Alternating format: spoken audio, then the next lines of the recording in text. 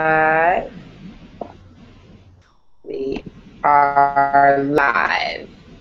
Welcome everyone to Be Black TV. This is your girl Tequila Shabazz, founder and president of the Bridge Embassy for Black America. And today we have two exceptional guests, Mr. Bryan Hudson and Kareem Kusar. Did I say that right, Kareem? That's right. Nice. And they are joining us today with the Project Pipeline, which is an initiative of I-NOMA.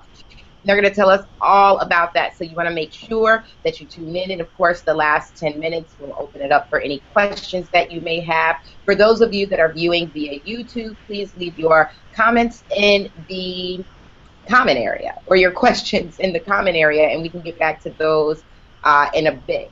So, without further ado, I'd like to introduce Mr. Bryan Hudson and Kareem Kusar. And I don't know who wants to start with just telling us a little bit about the history of NOMA. And of course, introduce yourself again so that the audience know exactly who I'm talking about, and tell us what your position is. I could start with the history. So NOMA stands for the National Organization of Minority Architects. And it was an organization that was originally founded by 12 African-American architects in Detroit in 1971. So this is now 45 years later. And we're really looking to champion underserved communities and architects of color. Things have changed over the years, but our mission is to, get the word out there that, architects of color, specifically blacks, exist, and we do quality work. So Project Pipeline is an initiative that came about from the national board to create a summer camp for architecture students, middle school and high school, to expose them to architecture at an early enough age where they could choose it as a career, as opposed to getting to college and this is the first time they've heard of it or the first time they've met an architect. So that's kind of where we are. This is going to be our 5th year running the Project Pipeline in Chicago. I took it upon myself to start the program here 5 years ago, just because I knew once we got it up and running, some younger, more viable blood will be involved to kind of kick it to the next level, but sometimes you just got to get it started. So that's where Kareem comes in. I guess you're one of my mentees? Yeah, definitely. I guess I can step in for a second. So yeah, I met Bryan several years ago when I was in graduate school, getting my master's architecture, and he took me under his wing and just kind of helped me when I needed it for school. And a couple years ago, I started working with him specifically for Project Pipeline. And my day job, I work at the University of Chicago, and I thought it would be great to bring that camp to the University of Chicago campus. Because it's such a beautiful campus, and it's right in our backyard in Hyde Park. So what better way to expose kids to both college campus and to architecture in the same stroke. So that's when I started working with Bryan, and this will be the 2nd year that we're having Project Pipeline at University of Chicago. Last year, we were very successful. We had about 70 kids and about 30 to 40 volunteers. This year we're trying to do it bigger and better, trying to target 100 kids and about 40, 50 volunteers. And I think we really can do it because it's a great initiative. Absolutely. So Bryan is the president. Kareem, what is your position with Project Pipeline? So I'm the operations. Go ahead, Bryan. I'm not the president yet. I will be the national president in October, but now I'm just first vice president. Kevin Holland, who's currently based out of Los Angeles, is the current national president. That's my boss. Oh, so see, okay, so NOMA is the national branch, right? And then I-NOMA is the Illinois branch, and then Project Pipeline is the initiative for youth, correct? So what's your position with Project Pipeline then, Brian? Mentor, behind the scenes, just make sure things go. He is so modest. So He yeah, is so modest. so Brian, he kind of, passed the torch to myself and uh, some others in our core group. So my role is operations manager, which basically I secure the location of the camp. Um, and working at University of Chicago makes that easy, but I want to establish somewhat of a partnership between I-NOMA and the university so that we can always have the camp there if we choose to do so. But yeah, I'm operations manager, and I get involved with anything, anything and everything from marketing, advertising.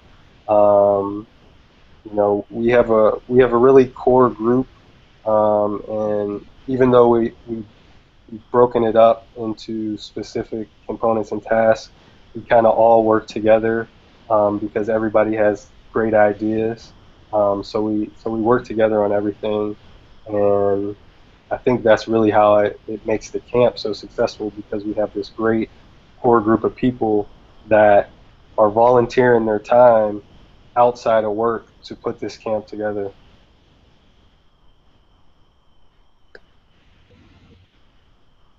I know that you guys are only 5 years old, the Illinois branch of Project Pipeline. So which state has the oldest Project Pipeline branch?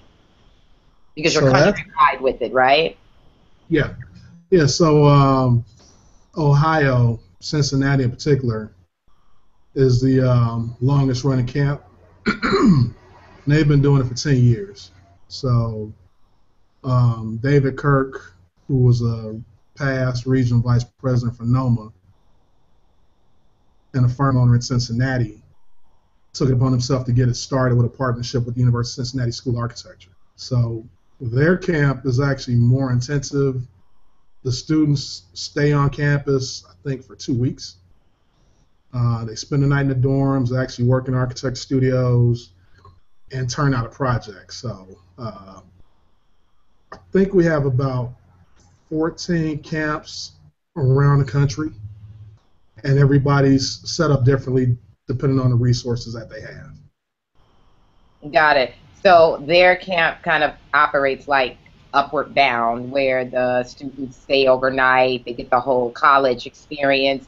Is that where you see um, Project Pipeline here in Illinois going, or no? It's kind of up in the air. I mean, there are so many possibilities to move forward, um, but I think the short-term goal is to just maintain that relationship with the University of Chicago and just keep it going. And then if something else develops later, we'll definitely look at it. Okay, so tell me about the instructors and the students who makes up the teaching body, and where do you mine for your students, and tell me about the experience that they have at the camp. So the instructors are, for the most part, licensed professionals, licensed architects, um, but there are different tiers to the mentors. So you could be a licensed professional as an architect, or you could be a licensed professional in the architecture, construction, and engineering fields. Um, we also have college mentors who are currently studying architecture at a school of architecture in a university college. And we also have a few high school mentors, um, mostly that have been involved in the ACE Mentor high school program. Um, as far as our students, initially we like to target, it's about eight zip codes surrounding the University of Chicago, the local neighborhoods surrounding that university. Um, but we'd like to broaden that and open it up to the greater Chicago area. And we are targeting minority youth, but we do essentially accept anyone that applies to the camp. Experience-wise, it's, I'd say, 4 jam-packed days of model making, sketching, lectures, and campus tours, just exposing you to architecture. So yeah, I think, anything you could add to that, Brian? Yeah, so African Americans make up the smallest percentage of registered architects in this country, and then I would say 15% of that are black women. So the makeup of the camp, we open it up. We open up to any kid of color that wants to be there. But the cool thing about last year is I think we had about a third of the camp young black girls. We had some Hispanic students, some students from the Middle East. So it was a really good mix. But just to see that many young black girls holding their own in a studio, which is predominantly or historically a white male dominated profession, it was really great to see because that's our future, and that's really what the camp is here for. So WGN was able to come in and do an interview last year, and there's a young lady. I think if you go on our website, there's a video. She just blows your mind. I think she's like 10 years old, and she's the smallest kid in the camp, but sounds like a 40-year-old architect. I mean, she's very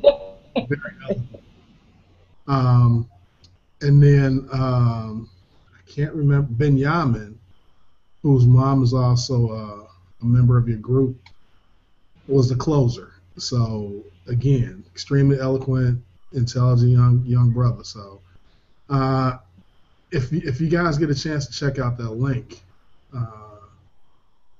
you can hear firsthand from the kids about their experience, but every last one of them enjoyed it.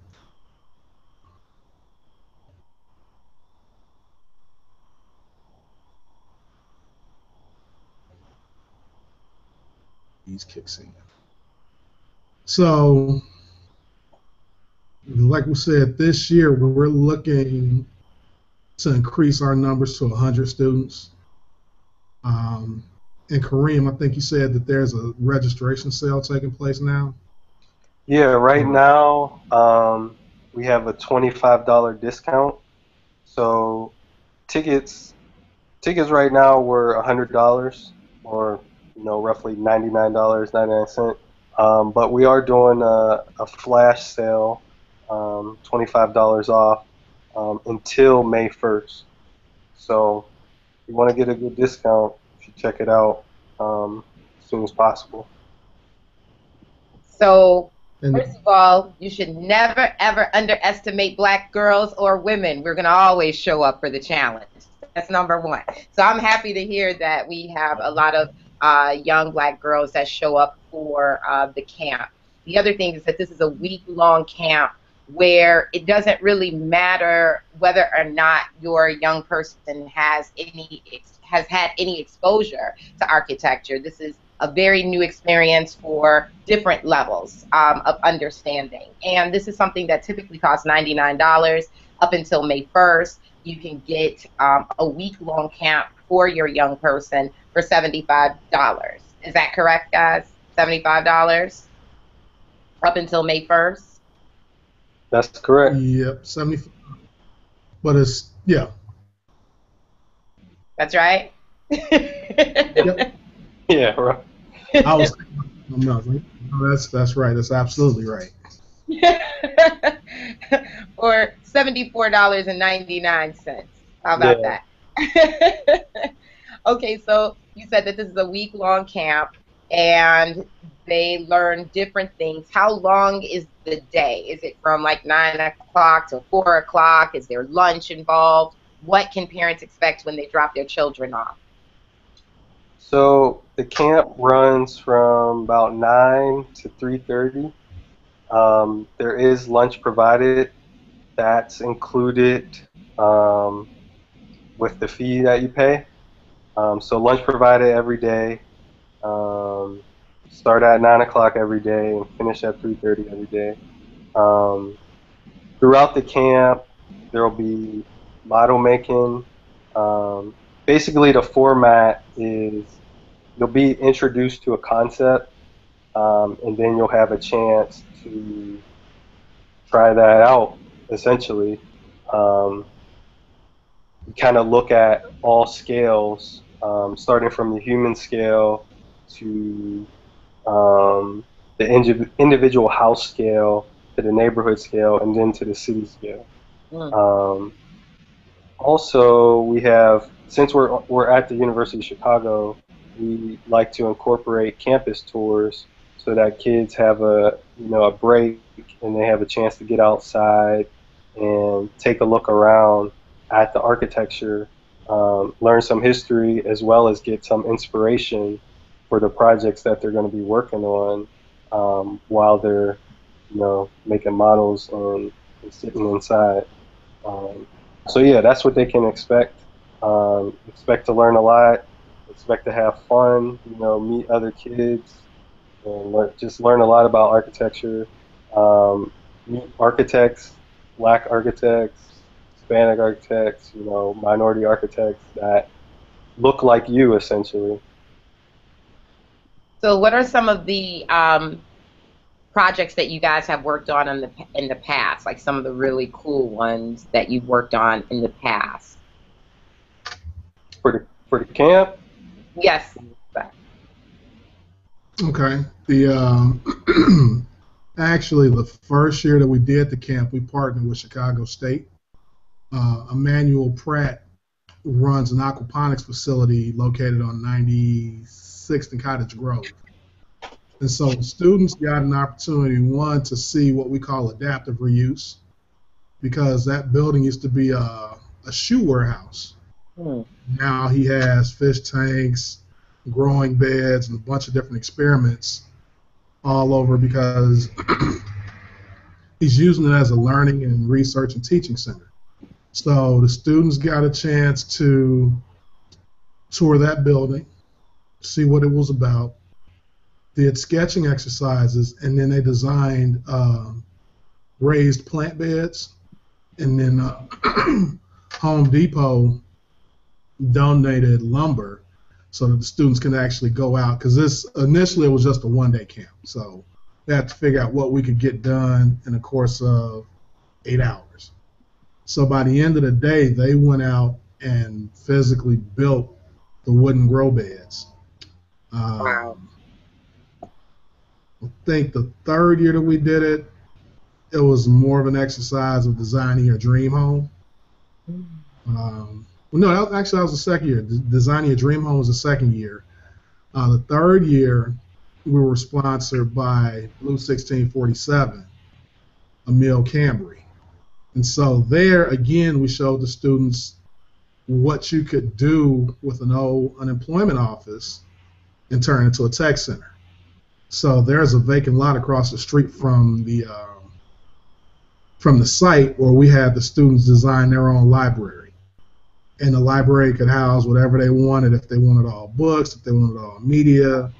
But they got to understand the sense of scale that, a library is a big building.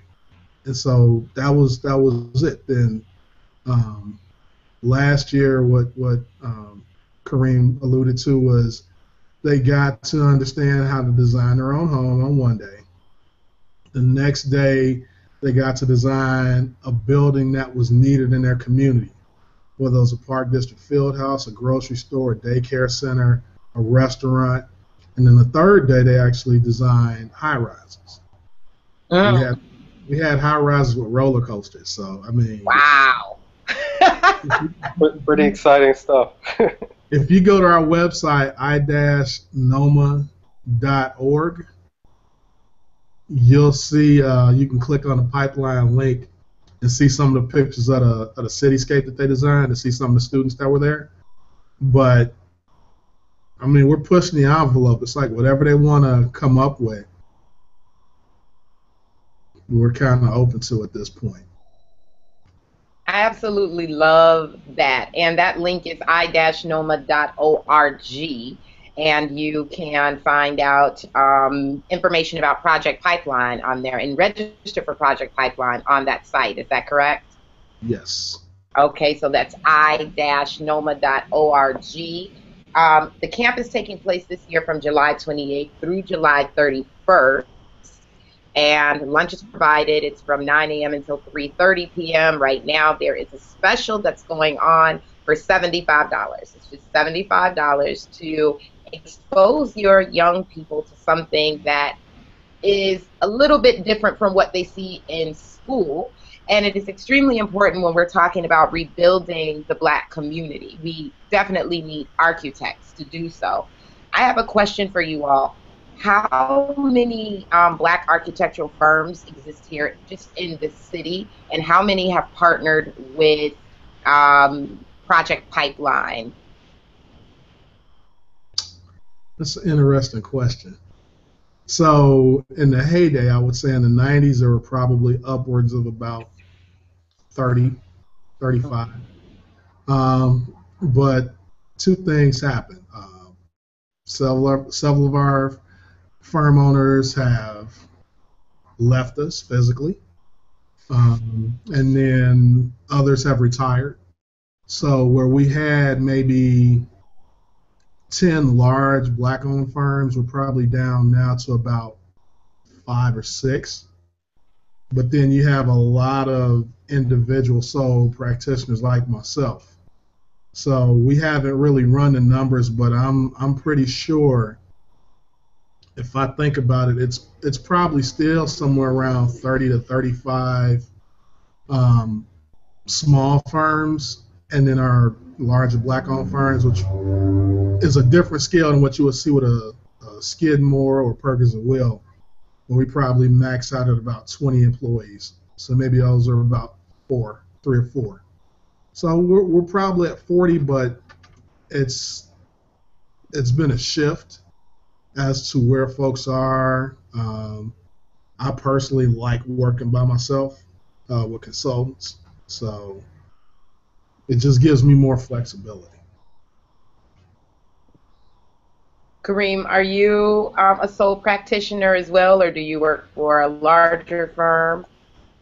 So right now I work for the University of Chicago in their facilities services department. So basically, managing campus construction and design projects. I work as essentially a project manager and owner's representative, managing architects and general contractors, making sure projects get done. And every once in a while, I'll do a little design work on the side of my own when I have the opportunity. Absolutely. We're going to, of course, open it up to any questions. I don't see that any have popped up at this time. I did go ahead and put you all's site on the event page so that people can find you and also register their young people for the camp. And I know you said middle school to high school, so is that about 12 to 18 years of age? Well, we're just looking for middle school. Oh. So what is that? 12 to 14. 5th, 6th, 7th, and 8th grade? Yep. Is it 5th grade? Yeah, 5th through 8th grade. 5th through 8th grade. And then the high school students tend to be volunteers and mentors, as we have the kind of like the tiered peer groups. So it's the middle school kids that are the campers. High school are the helpers. College students are the team leaders, and then the registered architects kind of oversee everything. Okay, and then I also noticed that you guys were looking for sponsors. Is correct? That's Yes. right. So, what does a sponsorship look like with Project Pipeline? So, I mean, you can sponsor an individual child to go to the camp, um, or you can make a large donation in any dollar amount. I guess to make it simple, but I mean, there's more information on our website about the different tiers of sponsors. Um, And then some of the options that um, whether it's a dollar amount or you sponsor a day of lunch, sponsor a student. I'm actually wearing one of our older T-shirts, Project Pipeline T-shirts. So on the back, we have company logos that Right. serve as marketing. So, I mean, there, and then you on the website, the material that we pass out. So um, there are multiple opportunities to help and get your name out in doing so. yeah. Absolutely. In closing, right now, what do you guys have any last words or anything that you want people to know about the camp that we may not have covered here today? I would say be prepared to be surprised and amazed at what your children can come up with. I had a colleague who also works with the AXO program, whose daughter was one of our star pupils, and he really had no clue that she even liked architecture. And when he got a chance to see her models and hear her do her presentation, he was kind of just blown away. So, I mean, even though you're with your kids every day, you probably still don't know until you've exposed them to something that you tap into something else. So that's Absolutely. what I would say. How many, Brian, how many of the young people, just thinking of the idea that you just said, how many are actually coming back? And have you guys now in 5 years had any that have graduated and continue to work in the field of architecture as a peer helper or? So I would say we had one young lady who was also a gold medal winner in AXO. She is currently studying green technology, I believe, at the University of Arizona. Mm, And then a lot of our kids are still probably in high school or just going to high school now. But we've had students that matriculated through the LA pipeline camp that are, I think, first or second year students at Howard University. Another young lady that was in the pipeline camp at Cincinnati has graduated from University of Cincinnati last year. So that's something that we're actually going to start tracking around the country with our different camps. But we've had a few returns, and I know some students wanted to come back last year, but it was too late because we filled up really quickly. So we're going to reach out to those as well to see if they want to come back. so you heard Brian say they filled up really quickly. So the fact that you're getting $25 off of $99.99, which is extremely affordable. You're talking to a woman who had her daughter involved in all sorts of camps, and $100 even back then was all unheard of for this sort of experience. Now, Kareem, for you, let me ask, what do you what do you hope to see with some of the students that are graduating from your program as far as retention is concerned? Do you want them to come back? Do you want to see them go on and study things? And then what sorts of careers can they get into? When we say architecture, that's pretty broad. So what sorts of careers can they get into as well? Well, I definitely like to see students come back, and essentially, when they participate in the camp, they're starting that pipeline um, to become an architect. and we like to be there to kind of mentor them through that process. So, you know, beginning at middle school and then going to high school level and then to undergraduate level and then to young professional level, you know, we have programs set up that we make available to these students, and we like to keep a relationship with them to help them along that process. Um, as far as um, yeah, I mean, we just getting students to come back and, you know, inspiring them, and um, I think they will find that there's many opportunities within architecture, not just becoming an architect. You know, for myself right now, I'm not a licensed architect, but I am still working in architecture as a project manager. Um, and you know, we have professionals that volunteer that are engineers who work directly with architects. Um, but the majority of people are architects. So, you know, coming to the camp, we expose kids to all that, but we focus on becoming an architect, but with the notion that, you know, there's a multitude of possibilities by having this background. And Absolutely. I could Brian, add go to that. ahead. Um, if you talk to a young person these days, they all like video games, they like art, comic books. So if I told them that there's an opportunity, if they've ever been to Disneyland or the Great America, there's a division within those organizations where you can design restaurants, rides, the entire theme park with a degree in architecture. Working with somebody like Steven Spielberg or George Lucas, learning how to create or build environments for their movies. So it's not just about designing a building that somebody's going to use as a personal residence or a hospital or a restaurant, but there are so many different opportunities.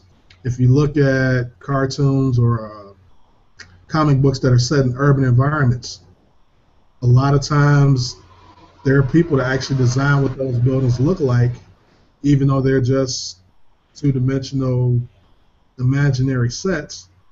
A lot of times you'll find architects or designers that, you know, got out of the architecture profession, at least that realm of it, to go and create, you know, imaginary environments and get paid quite well to do that. So, I mean, there are so many different pathways, and we, you know, as an organization, we expose our college students to that at our national conferences because, you know, sometimes you just don't want to be a person that sits in front of a computer um, doing corrections on, you know, a high-rise building. You may want to do something else, and we definitely want them to know that there are those types of opportunities out there.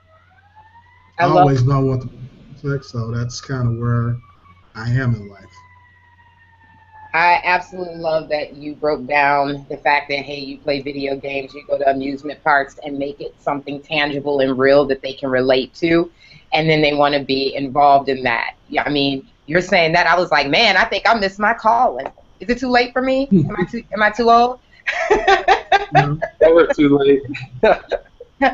never to. So I really, really, really appreciate you all joining me, both Brian and Kareem, with Project Pipeline, which is an initiative of NOMA. You can find out more about Project Pipeline by visiting i-noma.org and just clicking on the little link that says Project Pipeline. And right now they are recruiting young people between 5th and 8th grade for their summer initiative. Which will teach them everything that they need to know, or at least the basics to get started in architecture. And they have an excellent deal. The regular price is $99.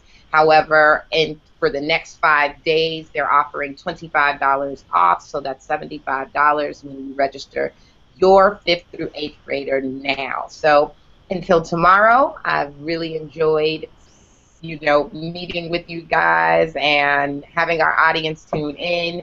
And we'll just make sure that you guys come back and keep people updated on what it is that you're doing this summer. Thank you. Sounds good. Thank you. Thank you. Bye-bye. Bye.